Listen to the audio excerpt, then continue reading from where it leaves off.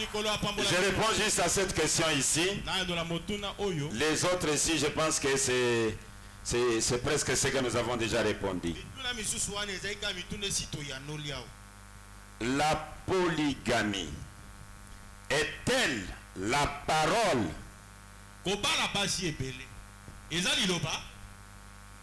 Oui, ça y est dans la parole. Si oui, est-elle obligatoire?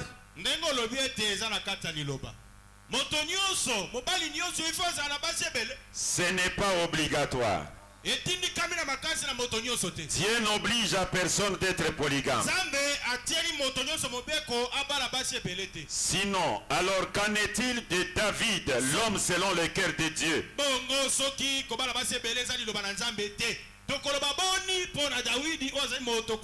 Est-il en enfer?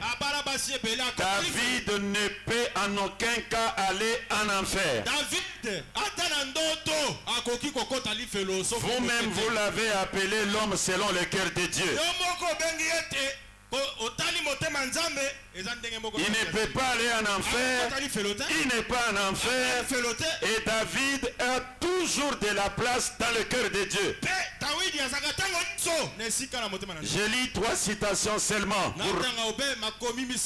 Je suis dans le choix d'une épouse. Le choix d'une épouse, c'est prêché le 29 avril 1965.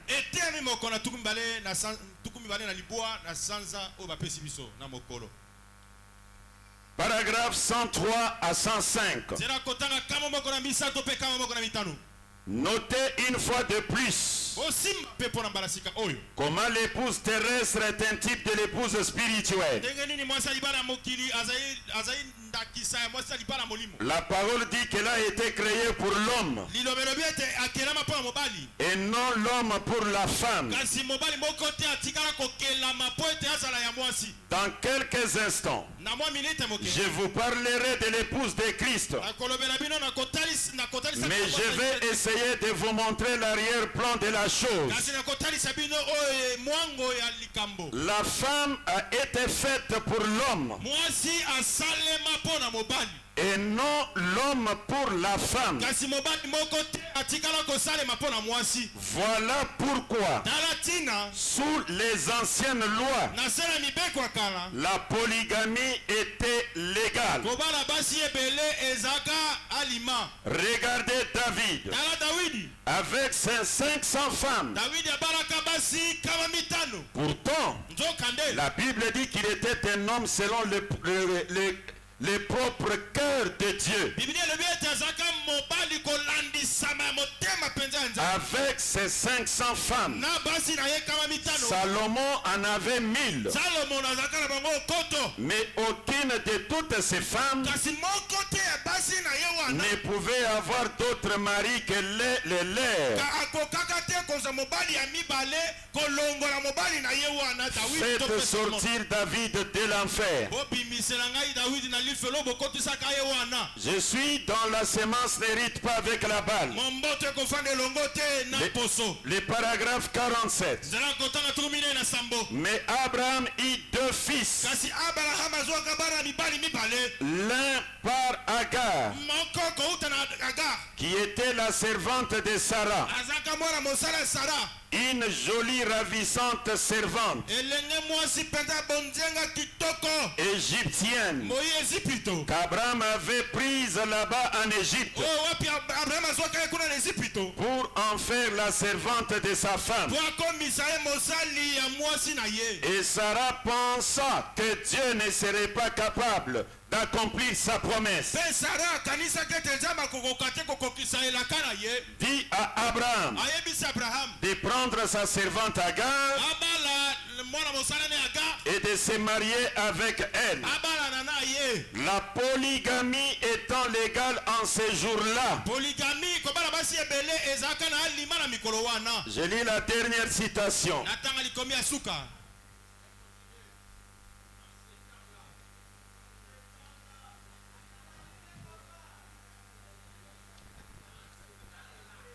Aujourd'hui, je ne suis pas venu enseigner sur la polygamie. Je réponds à la question.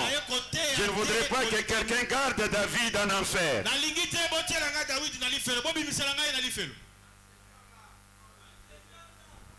Mariage et divorce.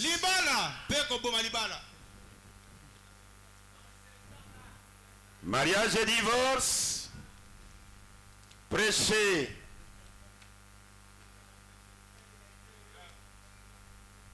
Prêché le 21 février 1965. Depuis le paragraphe 202. Nous nous arrêtons à 205. L'orateur principal déclare. Or, vous voyez, ensuite, après les commencements, quelque chose d'autre a été introduit. Or, ceci va vous donner un choc. Êtes-vous fatigué? L'Assemblée dit non. Et moi je demande à l'Assemblée, êtes-vous fatigué? Êtes-vous fatigué? Êtes-vous fatigué? Je recommence.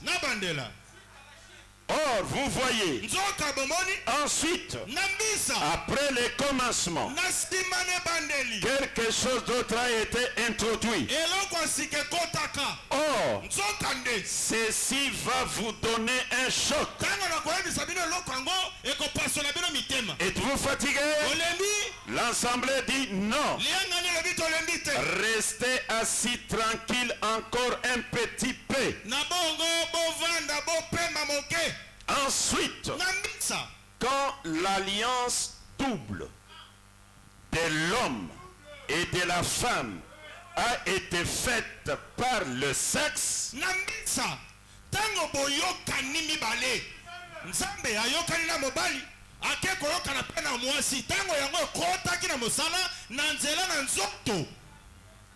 la première alliance mettez l'homme et la femme sur le même pied d'égalité.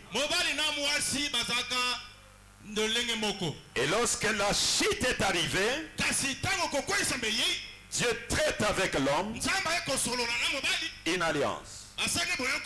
Il traite avec la femme, il traite avec les serpents, chacun séparément. À toi les serpents, on t'écrasera la tête et tu vas blesser. À toi la femme, tu enfanteras avec douleur. L'homme dominera sur toi.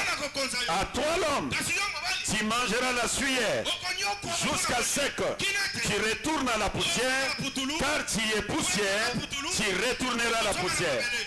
Voilà. Ensuite, quand l'alliance double de l'homme et de la femme a été faite par le sexe, une alliance complètement différente par l'alliance originale, mais une autre alliance. Maintenant, qu'est-ce qui a été introduit? La polygamie partout. Donc, après le commencement, la polygamie a été introduite à la fois chez l'homme et chez les animaux. Après le commencement, la chute. Voilà que Dieu, maintenant, en second lieu, met de nouveau en place une nouvelle nature par le sexe. Dieu a créé la première sans le sexe. Les croyez-vous? L'Assemblée dit Amen.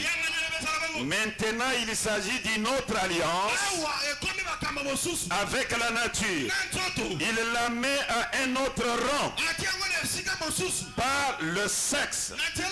La deuxième alliance, un mâle, beaucoup de femelles, un cerf, tout un harem de biches, Pas vrai. Un taureau. Tout un troupeau de bétail. Des vaches. Un coq. Une basse-cour pleine de poules. Pas vrai. Un David, selon son cœur, avec 500 femmes et 100 enfants qui lui naissaient chaque année. Des femmes différentes. Un homme selon le cœur de Dieu. Un Salomon avec 1000 femmes. Mais remarquez là, au commencement, il n'en était pas ainsi. Mais maintenant, on est après le commencement. La femme a fait cette chose-là, alors elle devient simplement ce qu'elle est maintenant. Voyez-vous?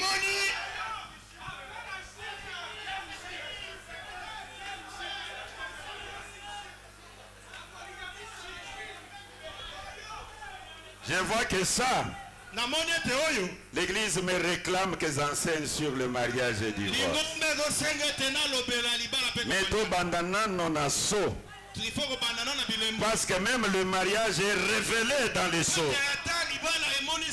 C'est les sceaux qui révèlent les tout. David, le roi qui représentait Christ, ne perdait pas sa vie. David représentait Christ. Les croyez-vous? L'ensemble dit Amen. Christ est assis, s'assiera sur son trône. Et c'est David, un homme selon le cœur de Dieu. Il a eu 500 femmes. Vous voyez ce que je veux dire? David avec ses 500 femmes. Salomon avec ses 1000. Et Salomon est le fils de David dans le naturel. Et il représente Jésus-Christ, le fils de David dans le spirituel. Or dans ce cas-là, c'était la vie naturelle par le sexe. Ici, ce sera celle qui est spirituelle, vie spirituelle, créée. Pourquoi créée? Voyez-vous, c'était comme ça au commencement, mais pas maintenant. Dans cette vie que nous vivons maintenant, remarquez, ne manquez pas ceci. Là, faites descendre tout ça dans votre cœur. Par contre, pas même une seule de ces femmes-là ne pouvait avoir un autre mari.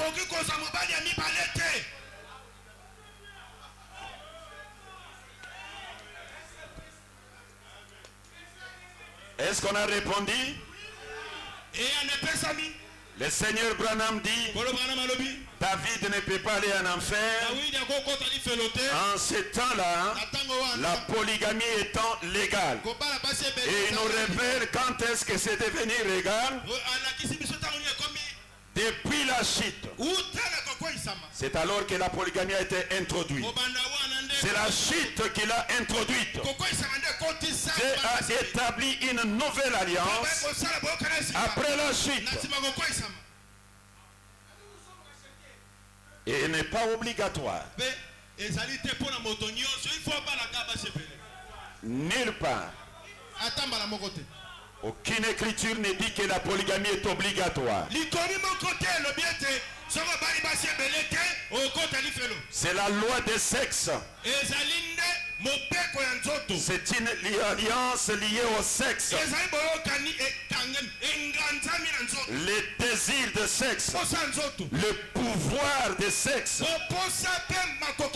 Le pouvoir de sexe sur l'être humain. Au commencement, il n'en était pas ainsi. Et on me pose la question. Croyez-vous que Branham est venu nous ramener au commencement? Est-ce que vous le croyez comme cela?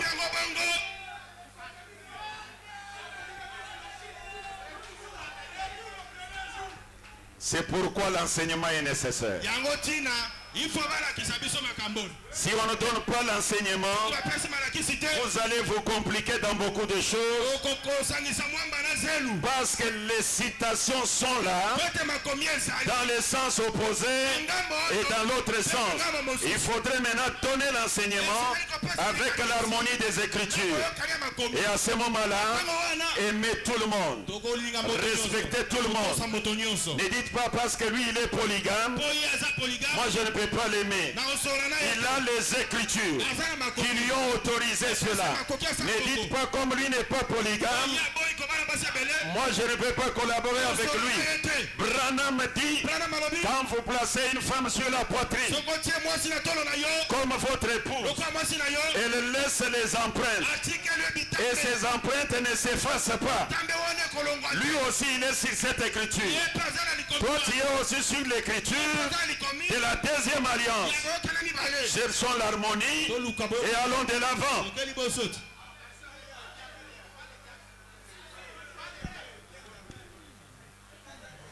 C'est bon?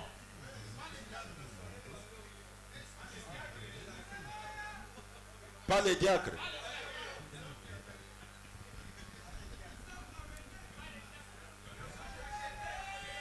Est-ce que j'ai lu une écriture qui a exclu quelqu'un ici?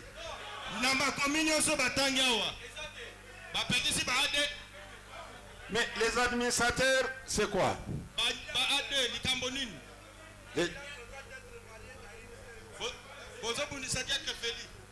Alors les pasteurs. Alors les pasteurs.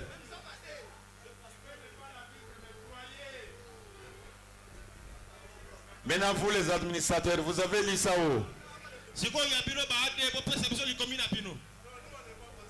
C'est là où nous disons, aujourd'hui nous n'étions pas venus enseigner le mariage et le divorce. Nous ne sommes pas venus enseigner la monogamie ni la polygamie.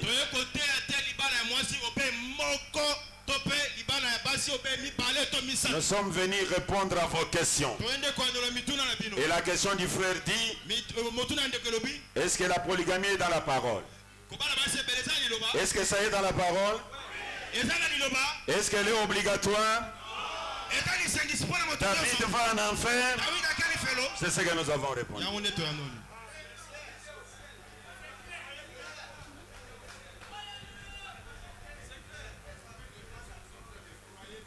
Merci. Je crois que j'ai répondu. Oui, remettez là-bas. Même des questions. Vous avez dit que le tout c'est sur le choix et tout ça.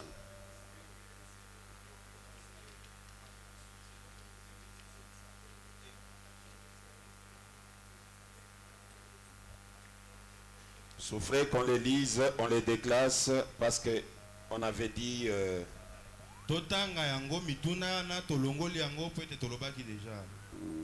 Shalom révérend que dit William Marion Branham pour les problèmes de vœux. Un frère connaît déjà que la sœur est déjà occupée, mais le frère continue toujours à aimer la sœur. Frère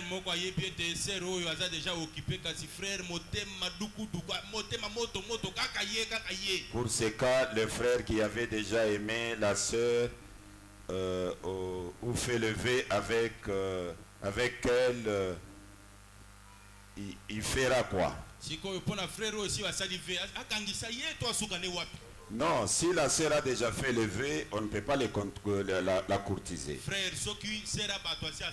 Mais si elle n'a pas encore fait le vœu, on peut la suivre. Non, si vous la voyez qu'elle est avec un frère, soyez quand même sérieux pour laisser. Parle-nous avec le Seigneur Branham. Le frère et la sœur sont-ils permis de se connaître avant le mariage? Si oui, pourquoi? Sinon, pourquoi? Le Seigneur Branham n'a pas autorisé, c'est l'unique réponse. Il a dit rester séparés jusqu'au jour du mariage.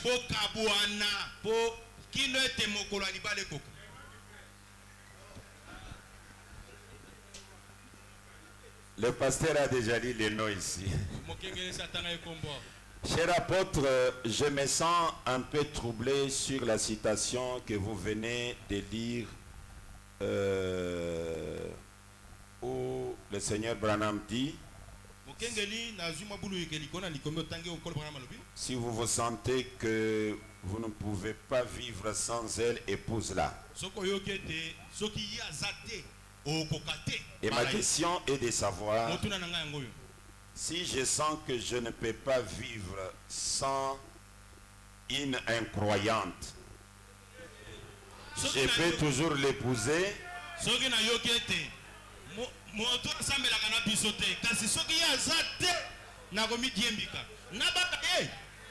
Ou soit je dois arrêter mon projet de mariage. En aucun cas, un croyant ne peut se marier avec un incroyant. Mais le Seigneur Branham dit ceci. Le choix d'une épouse. Paragraphe 46.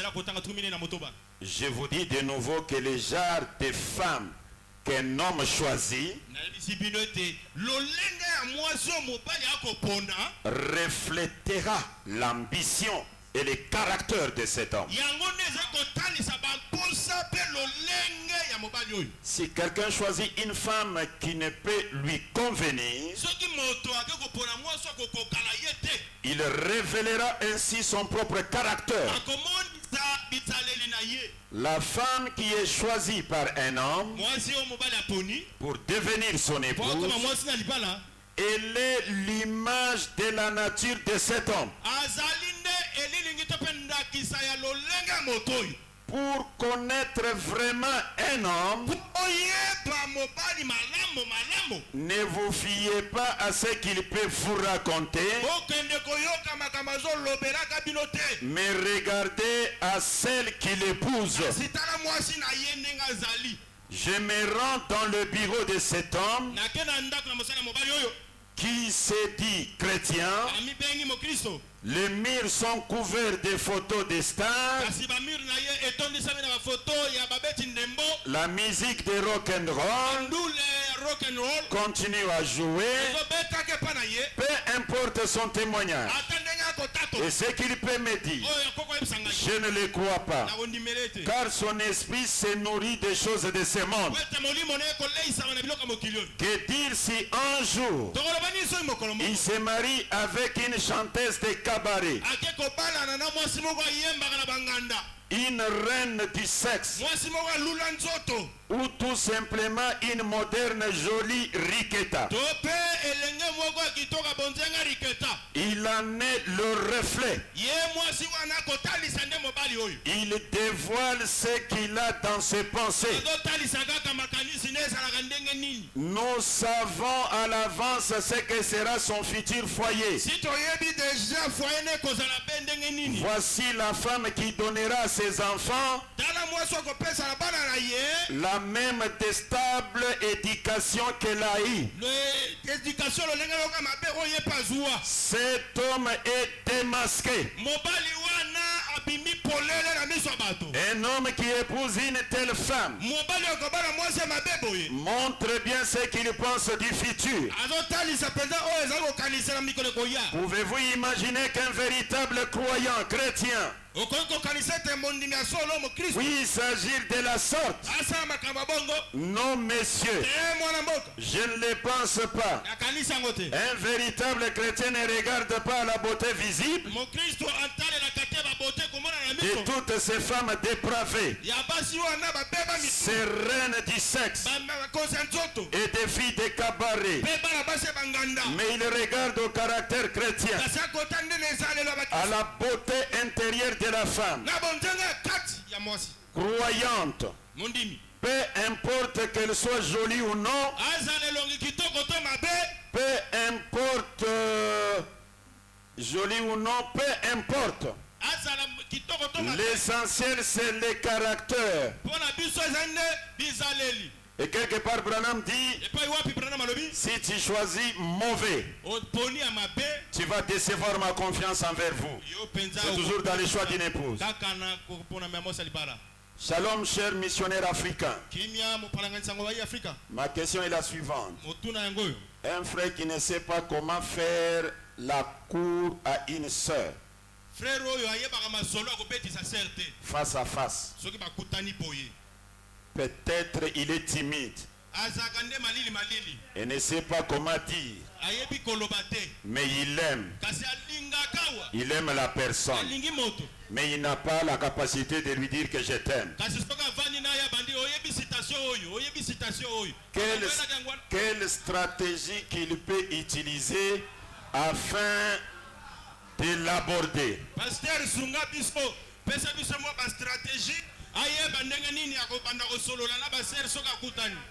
Ça c'est la question qui vient de Bénin. Ça vient en ligne par ma brebis de Bénin. Maintenant le frère est timide, mais il aime la sœur. Quand il est même dans la présence de la sœur, il peut dire seulement que Dieu te bénisse ma sœur, c'est tout.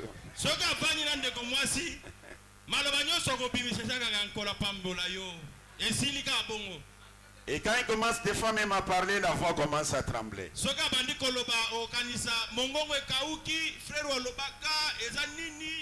Maintenant on demande, pasteur, donne-nous les stratégies.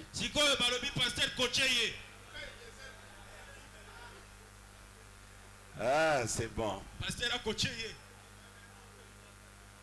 Voici les stratégies.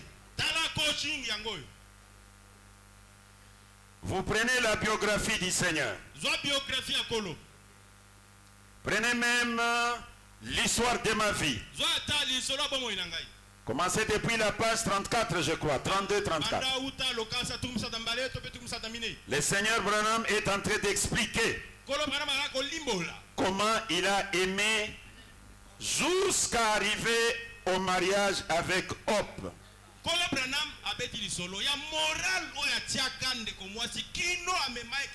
Il avait aimé d'abord une fille de 14 ans qu'il appelait ma petite colombe.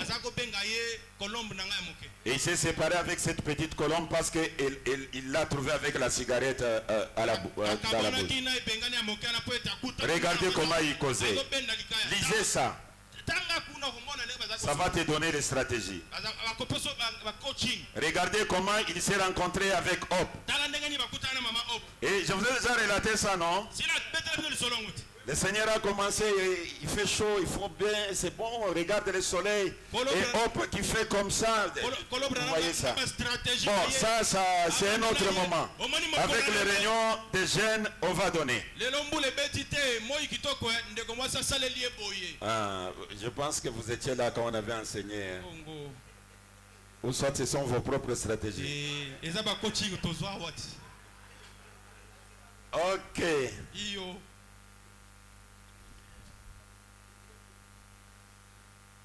Par rapport à la sœur qui est en relation avec deux frères.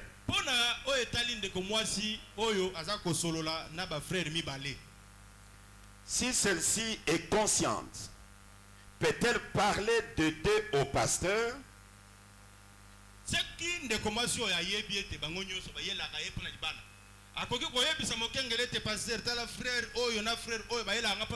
C'est une bonne chose.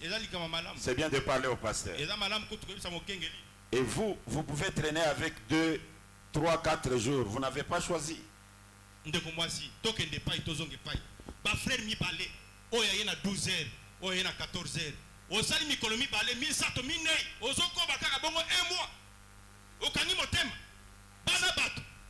Cette question nous vient de Grand Katanga. Et il y a encore l'autre, ça vient d'ici. Pasteur, est-ce qu'une sœur peut désigner la personne qui peut l'épouser? Pasteur, désigner. À proposer à l'homme.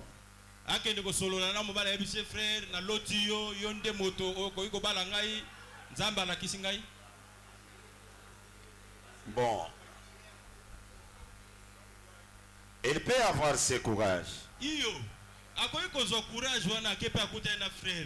Mais il y a le vertu de la femme, il y en a trois. Il y a la féminité, la virginité et la maternité.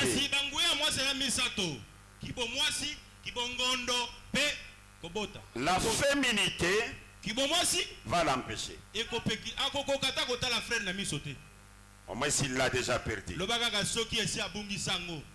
Si elle a encore la féminité, William Branham dit c'est sa façon de rougir devant l'homme. Elle est incapable de fixer un homme. Elle est incapable de lui dire n'importe quoi. Et quand on lui parle, il commence à rougir. Mais si elle a déjà perdu la féminité,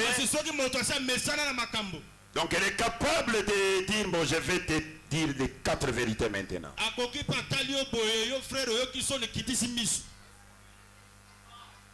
Ça dépend.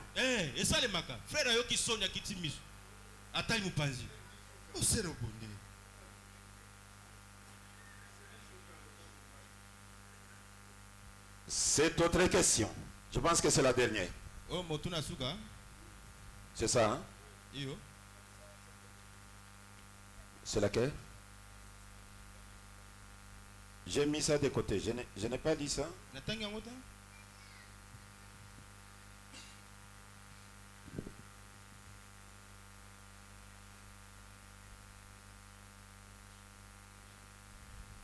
Est-ce que vous l'avez lu?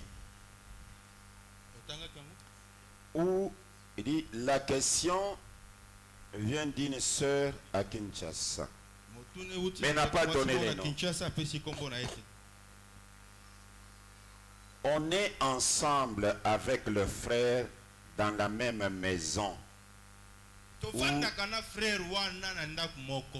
où on a eu un enfant. On a fait seulement la prédote.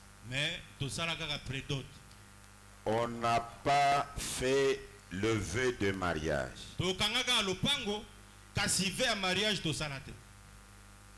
Devant le pasteur. On n'a pas remis la dot. On n'a même pas le mariage. On n'a même pas fait le mariage devant le juge.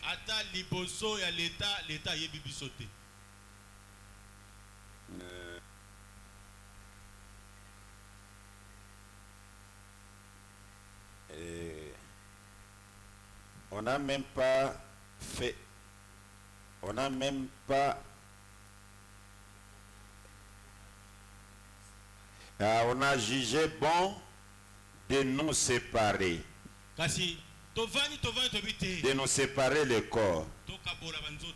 En attendant que nous accomplissions la parole concernant les mariages.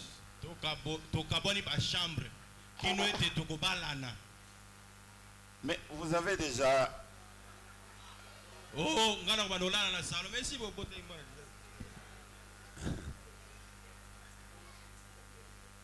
Non, ma sœur. Vous êtes dans la même maison. Et puis, vous êtes arrivé jusqu'à faire l'enfant sans le vœu. Parce que le vœu, ce n'est pas devant les pasteurs. Devant les pasteurs, vous officialisez ce que vous avez fait en cachette.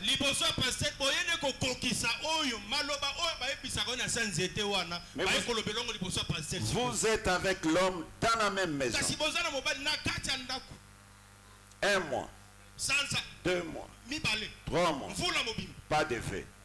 4 mois, 5 mois, l'enfant arrive, pas de vœux. L'enfant est là, tu prends l'enfant, tu vas au salon. Non, tu vas au salon et l'homme reste dans la chambre. Jusqu'à ce qu'on va régulariser le mariage. Le mariage, ce n'est pas la dot. Non. Branham dit quand un homme de bonne foi dit à une femme, je vais t'épouser, m'aimes-tu? La femme dit oui, je t'aime. Vous êtes mariés à l'instant même. La dot vient après. La cérémonie vient après. Mais vous êtes mariés. Rentre dans la chambre. Sois à côté de ton mari. Et prie que Dieu lui donne les moyens pour qu'il t'épouse devant la famille. Parce que c'est presque une habitude des gens. Il vit dans la maison avec la femme et il dit c'est ma femme. Mais depuis qu'il lui avait donné la grossesse sur la rue, il est en train d'avoir des enfants avec lui, mais il ne va pas donner la dot aux parents. Bien que la dot n'est pas le mariage, mais honore-la. Et si vous n'avez pas de moyens, ça se comprend. Mais quand les moyens viennent, vous pensez acheter ceci, acheter cela, mais la femme, vous n'avez pas encore honoré. Le mariage est honorable de tous. Ça doit être honoré par la famille, honoré par l'État, honoré par l'Église, honoré par les voisins. Et ça ne vous donne pas le droit de quitter la chambre pour vous séparer des corps. Aucune femme n'a le droit de priver son corps à son mari. Aucun homme n'a le droit de priver aussi à sa femme. Ils doivent s'entendre pour se séparer. À cause de la prière, de la consécration, ou je ne sais de quoi.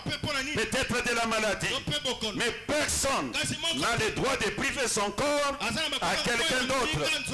Et Branham dit, si la femme vous prive le corps, vous la mettez dehors, vous épousez une autre.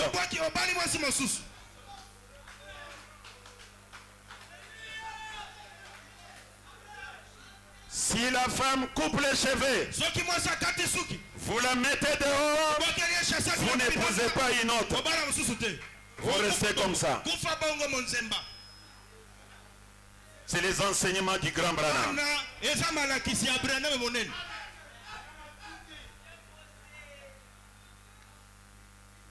Pas question de vous séparer.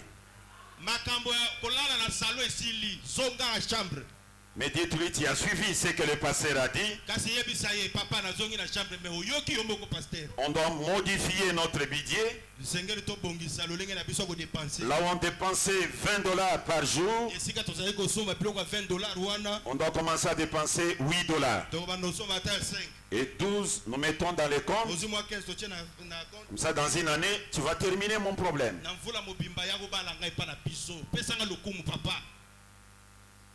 Et si toi-même, la femme, tu as de l'argent, vous vivez déjà ensemble.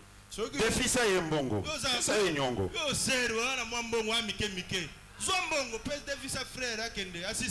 Chérie, prends ça, régularise les choses et puis tu vas me rembourser.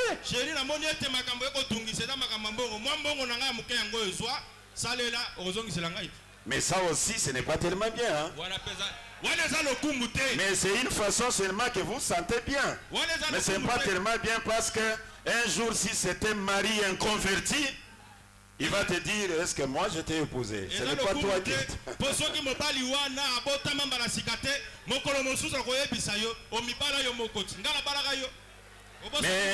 Mais je parle de D.M. Branham. M. Branham ne le dira pas. D'accord. La dernière question. Vous avez aimé question-réponse? Vous avez aimé? Regarde celui qui est à côté de toi. Est-ce qu'il est fâché? Est-ce que tout le monde est dans la joie? Que le Très-Haut vous bénisse. Je lis la dernière question. L'écriture va me faire souffrir, mais je vais l'éviter. Cher pasteur, nous sommes obligés de soutenir les dons dans notre église. La Sainte Bible dit que lorsque la main gauche donne, la main droite ignore. Mais pourquoi nos bien-aimés passent devant avec les billets des banques? Des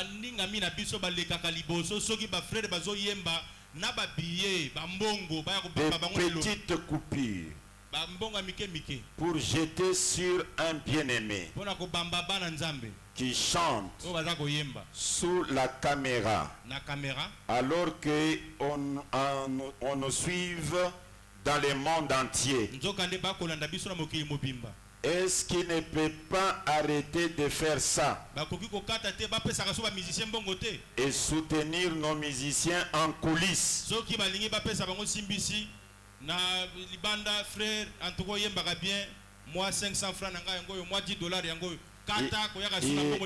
Le frère a interprété avant, il n'avait pas bien interprété, pour dire que de ne plus encore donner l'argent, mais il a dit que est-ce qu'on ne peut pas leur donner en coulisses?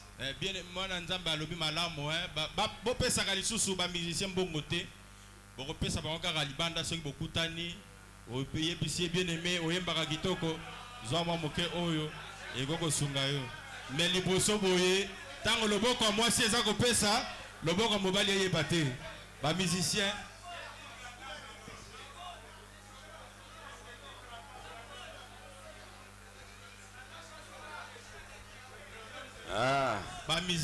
ba musicien. C'est vrai. Le nom de celui qui a posé la question? Ba musicien bazo luka ba yeba ko. Le pasteur a déjà lu les noms, non? Mokengele sa yebi kombot. C'est grave. Il y a des noms que nous citons et d'autres nous ne citons pas. Et ça concerne le pasteur. Je me suis gratté la tête vraiment. C'est vrai, la question elle est pertinente. Parce que le frère a associé à ça, quand la main droite donne, la main gauche ne doit pas savoir.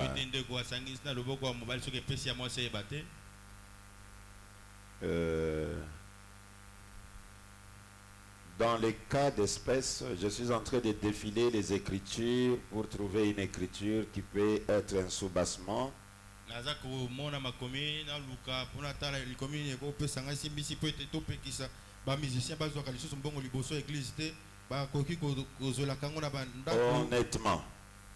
Honnêtement, je n'ai pas trouvé l'écriture sur place qui peut empêcher ou qui peut appuyer. Ça, sincèrement, j'ai fait défiler les écritures. Je n'ai pas trouvé une écriture appuyant ou refusant.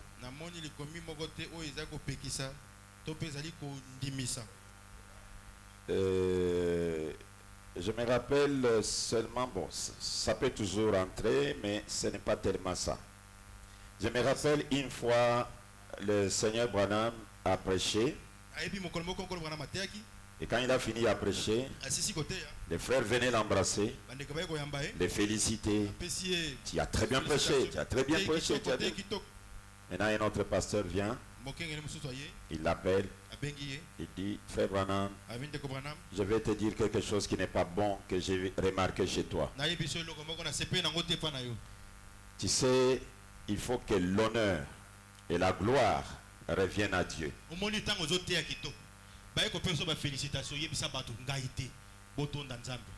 faut laisser que les gens puissent donner l'honneur à Dieu. Et toi, on vient, on te félicite. Et tu acceptes. C'est comme si tu prends la place de Dieu. Et le Seigneur Branham lui répond, il y a une différence entre moi et toi. Moi, je suis honnête. Mais toi, tu es hypocrite. Tu aimes qu'on fasse ce qu'on a fait pour moi là. Et tu n'aimes pas qu'on le fasse pour moi. Et tu dis qu'on va le faire à Dieu. Moi j'aime ce qu'on a fait. C'est ça, c'est l'unique écriture en défilant qui m'est venue. Qu'est-ce que je veux dire par là? Pour le moment, parce que je vis même, j'étais en train de prêcher. Une sœur est venue, m'a donné $100. Une autre est venue, m'a donné $20. J'étais très content. Je pense que c'est ce que les musiciens aussi sentent. Quand on leur donne pour les encourager, ils se sentent bien. Arrêtez ça. On doit avoir une écriture claire. Et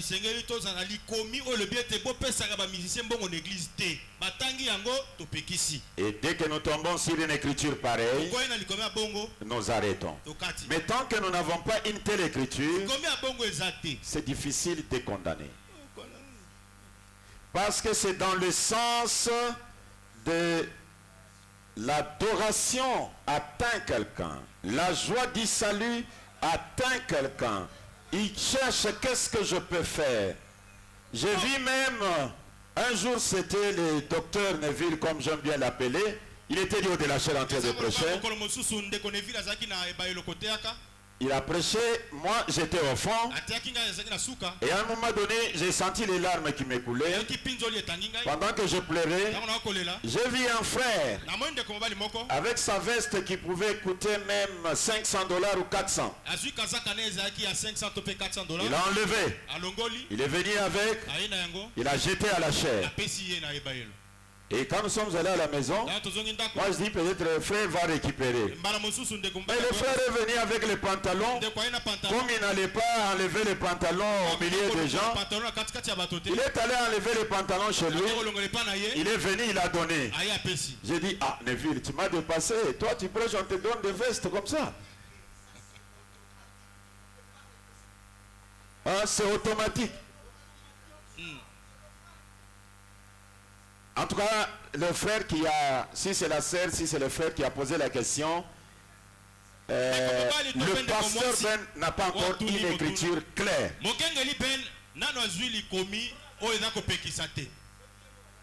Soutenons-les. Regardez par exemple, dans la même Bible, le corbeil était là. Les gens commencent à venir donner. Maintenant Jésus pose la question. Qui a donné beaucoup? Il demandait aux gens qui avaient vu comment on a donné. Et on est allé ramasser la femme qui avait donné 2 francs. On dit c'est elle qui a donné beaucoup. Parce que c'était tout ce qu'elle avait.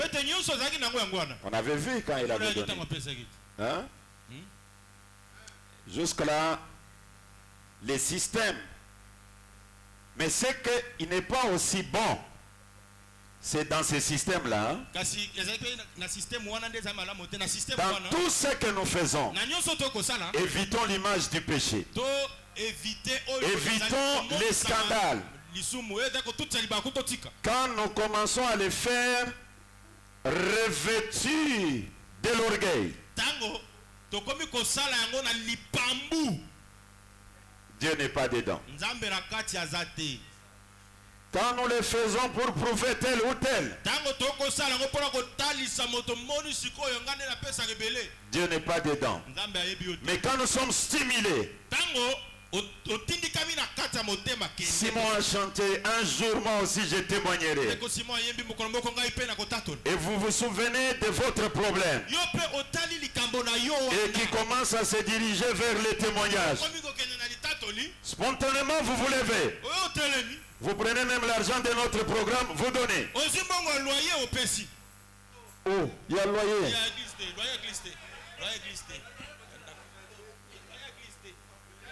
Les administrateurs n'aiment pas qu'on touche de ce côté-là. Vous comprenez? C'est un mouvement involontaire. Et vous soutenez. C'est ça. Même la prédication. On ne doit pas soutenir seulement le musicien.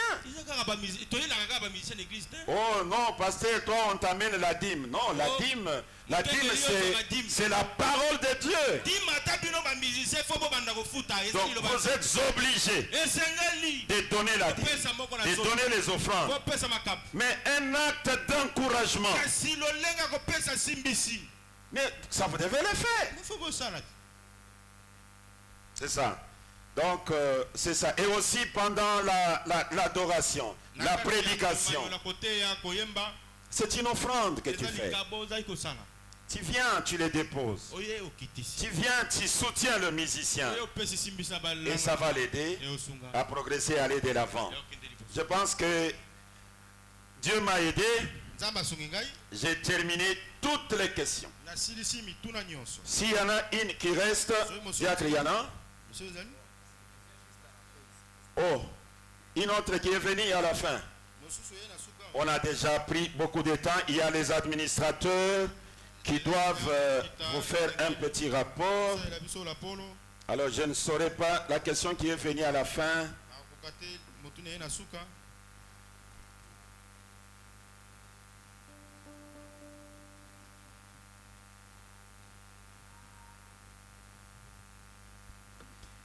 Ça, je vais répondre. Ça vient de France. Bien-aimé qui a posé la question, je vais vous répondre à cette question dans l'émission. Quel jour? Je crois que cette semaine, je ne suis pas si chargé. Je vais répondre à l'émission du jeudi. Je vais répondre à cette question. Pourquoi Papa Branham avait déclaré que Billy Paul était divorcé avant même le mariage? C'est quoi et quand fait-on le vœu? Je vais répondre ça le jeudi dans une émission. Et il y a aussi l'habitude de suivre nos émissions sur YouTube et au consort. Et Dieu vous bénira. Voici comment nous sommes arrivés à la fin de toutes ces questions. Nous avons répondu à vos questions au mieux de notre petite connaissance. Nous n'avons pas la monopole de toute la vérité. Nous nous efforçons à répéter ce que le Seigneur a déjà dit. Et là où nous avons répondu quelque chose qui n'a pas cadré avec la parole, mettez-les dans les comptes de notre ignorance. Dites, le pasteur Ben n'a pas encore lu ça, c'est pourquoi il a répondu de cette manière. Et si vous avez la possibilité de me rencontrer, rencontre-moi et donne-moi la citation que je n'ai pas encore lue là. Et je viendrai la lire pour le bien de l'Église et le bien du monde entier qui nous suit. Pour aujourd'hui, que les Très-Hauts vous bénissent. Nous allons